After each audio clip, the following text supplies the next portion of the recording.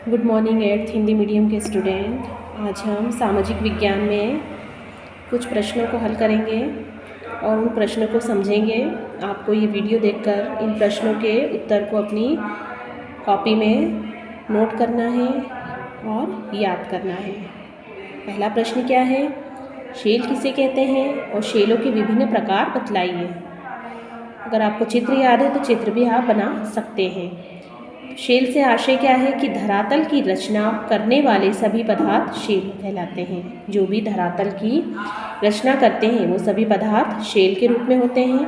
अर्थात जिन पदार्थों से भूपृष्ठ का निर्माण हुआ है, भूमि का निर्माण हुआ है, उन्हें शेल या चट्टान कहते हैं। इनमें ग्रेनाइट की तरह कठोर तथा मिट्टी की तरह मुलायम सभी प्रकार के तत्व सम्मिलित हैं। ये शेलें एक या अनेक खनिजों के मिश्रण से बनती हैं। तो शेल किसे कहते हैं? धरातल की रचना को, वो धरातल की वह रचना जो पदार्थ से बनी है और उन पदार्थों को शेल कहते हैं। इनका निर्माण कैसे हुआ? चट्टानों से, टूट फूट से, है ना, मिट्टी, कंकड़, पत्थर, इनसे शेलों का निर्माण हुआ। ये शेल एक या अनेक खनिजों के मिश्रण से भी बनती है। अब कुछ शेलों के प्रकार हम देखेंगे जिन्हें अलग अलग नाम से जाना जाता है। जैसे यहाँ पर 3 शेलों के बारे में बताया गया है। वो क्या है? आग्नेय शेल, अवसादी शेल, कायांतरित शेल। पहला देखेंगे हम आग्नेय शेल। ये शेलें भूपृष्ठ की प्रारंभिक शेलें हैं। इन्हें प्राथमिक शेलें भी कहते हैं। ये शेलें पृथ्वी के आंतरिक भाग में पिघले पदार्थ के ठंडे होने से बनी हैं।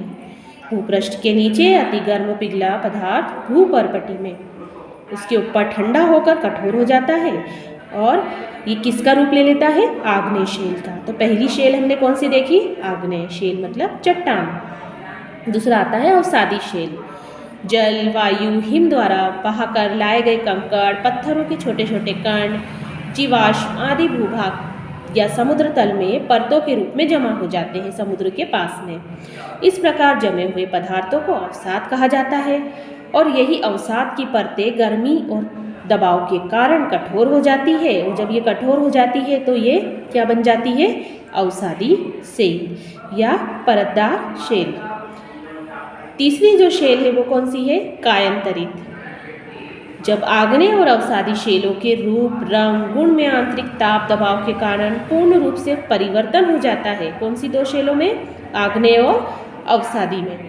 तो उन्हें कायांतरित या परिवर्तित शेल भी कहा जाता है। चूने के पत्थर में संगमरमर, बलुआ पत्थर से क्वार्टजाइट, चिकनी मिट्टी से स्लेट, कोयले से ग्रेफाइट और हीरा बनता है और ये शेलें अधिक कठोर होती है और रवेदार भी होती है। तो हमने किन शेलों के बारे में जाना? आग्नेय शेल, अवसादी शेल और कायांतरित शेल। अब अगला जो प्रश्न है वो क्या है कि पृथ्वी की रचना, जो पृथ्वी की जो संरचना है वो किस प्रकार से हुई, उस रेखा चित्र को हम समझेंगे। यहाँ पर पृथ्वी की संरचना का रेखा चित्र दिया है जो एक वृत्ताकार रूप में दिखाई दे रहा है। तो पृथ्वी की संरचना का रहस्य मानव के लिए कौतूहल का विषय रहा है शुरू से ही। वैज्ञानिकों के विभिन्न प्रयासों के बाद उनके अनुसार पृथ्वी की जो भी उन्होंने जाना उसमें उन्होंने 3 भागों में उसे विभक्त किया है रचना को। अब उस संरचना को 3 भागों में कैसे कैसे विभक्त किया है? सबसे पहला है भूपर्पटी या बाहरी परत, मेटल, और तीसरा है नीफे या क्रोट। तो पृथ्वी की सबसे बाहरी और ऊपरी परत को भूपर्पटी या स्थलमंडल कहते हैं। इसी पर प्राणी निवास करता है। महाद्वीप, महासागरों के पेंदे स्थलमंडल के ही अंग है। ये सब कहाँ पर स्थित है? स्थलमंडल पर। यह मंडल हल्की जलज शेलों से बना हुआ है। इसकी मोटाई कितनी है? 10 से 70 किलोमीटर। महाद्वीपों की रचना इसी से हुई है। स्थलमंडल की ऊपरी परत को सियाल कहते हैं। जो इसकी ऊपरी परत है उसको क्या कहा जाता है? सियाल। इसमें सिलिका, एल्यूमिनियम 2 धातुओं की प्रधानता होती है। इसमें क्या क्या धातुएं सम्मिलित होती है? सिलिका और एल्यूमिनियम। इसका औसत घनत्व है 2.7 ग्राम प्रति घन सेंटीमीटर। सियाल के नीचे की परत को सीमा कहा जाता है। इसके नीचे की जो परत है उस ये वाले भाग को क्या कहा जाता है? सीमा। इसमें सिलिका और मैग्नीशियम धातुओं की प्रधानता है। इसमें दो धातुएं कौन सी है? सिलिका और मैग्नीशियम। तो ये था पहला भाग, जिसको नाम क्या दिया? भूपर्पटी या बाहरी परत। दूसरा भाग क्या है? बाहरी परत, जिसमें हम किसके बारे में पढ़ेंगे? मेटल के बारे में। इसकी गहराई 70 से 2900 किलोमीटर है। ओलिवाइन और पायरोक्सिन खनिजों की प्रधानता है यहाँ पर। इसका घनत्व कितना है? 2.9 से 4.7 तक। मेंटल के नीचे पृथ्वी का क्रोड है। इसके नीचे क्या आता है? क्रोड, जिसे नीफे भी कहा जाता है, जैसा कि यहाँ पर चित्र में दिखाया गया है। इसमें धात्विक क्रोड, इसको धात्विक क्रोड से भी जाना जाता है। फेरियम, निकिल इसकी प्रधानता है। इसका भार घनत्व सबसे अधिक है। इसका औसत घनत्व कितना है? 13। 2900 किलोमीटर गहराई से 6400 किलोमीटर तक पृथ्वी के भीतरी केंद्र तक ये क्या है? फैला हुआ है। गहराई के साथ पृथ्वी के आंतरिक भाग का तापमान बढ़ता जाता है और पृथ्वी के अंदर प्रति 32 मीटर की गहराई यानी 1 डिग्री सेल्सियस तापमान बढ़ता जाता है। पृथ्वी का जो आंतरिक भाग है वो तापमान की अधिकता के बावजूद भी क्या होता है? आंतरिक शैलें और धातुओं को पिघलाता नहीं है, ठोस बना रहता है। इसका मुख्य कारण क्या है? बाहरी परतों का दबाव उस पर बना रहता है, इसलिए वो पिघलता नहीं है। तो हमने क्या देखा?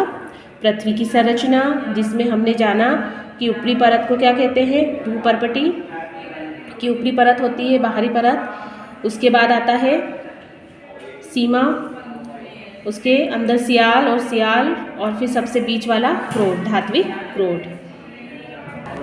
अगला जो प्रश्न है वो है सिख आंदोलन।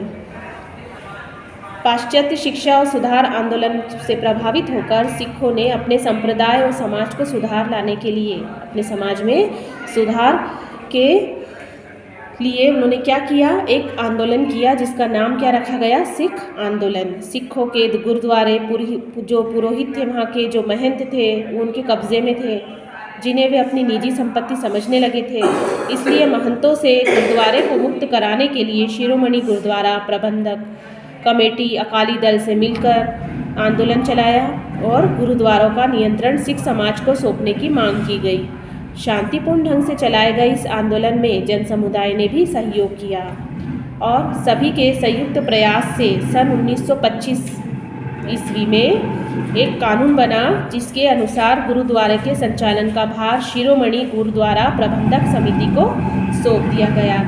इस तरह से जो पुरोहित और महंत थे, उनके कब्जे में जो गुरुद्वारा आ चुका था, वो उनसे मुक्त हो गया और तभी से गुरुद्वारे का पूरा संचालन भार कौन देखता आ रहा है? शिरोमणि गुरुद्वारा प्रबंधक समिति। यहाँ तक आपको इस वीडियो को देखकर इन प्रश्नों के उत्तरों को नोट करना है और इन्हें याद करना है।